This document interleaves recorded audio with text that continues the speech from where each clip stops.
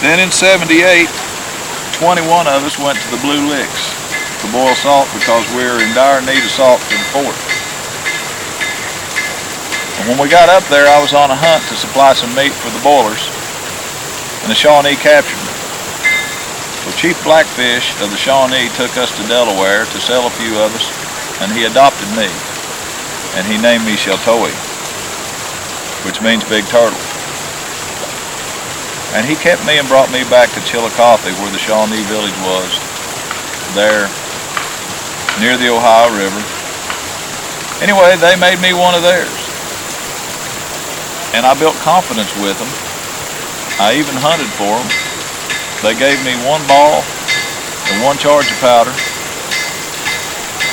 and they would let me go hunt, and I had to bring back a deer. What I was doing was cutting the balls in half and saving a half a charge of powder for when I would make my escape. And they also had great confidence in me because I could work on the guns and get the guns fixed.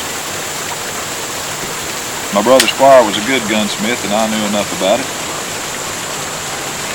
But shortly before I decided to run off, when I heard they were going to raid Boonesboro, they let me work on their guns, and I filed half of their triggers in half so that when they pulled them, they snapped, and the guns were no good after one shot.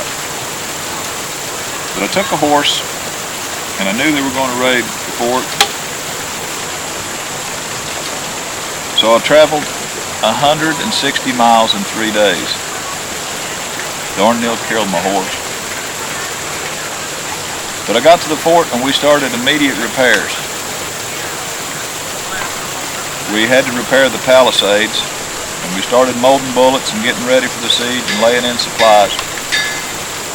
And then in a couple weeks, 400 Shawnee and several Frenchmen showed up, and Blackfish wanted to parley. And when he wanted to shake hands, as soon as he grabbed me, threw him to the ground, and the firing began from the fort. And they were throwing the lead at the Indians, but they were throwing the lead at us settlers too.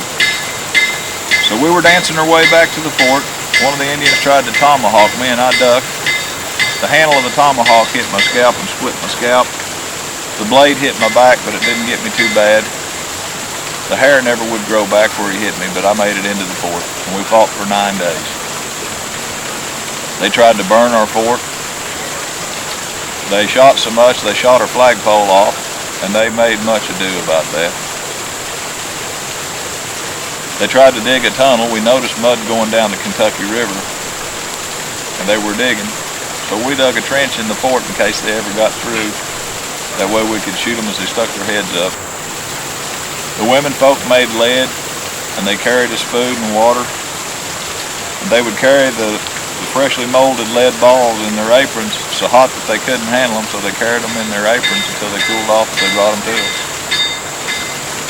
One of the women said she could pick up a pin at night from the flash of all the guns.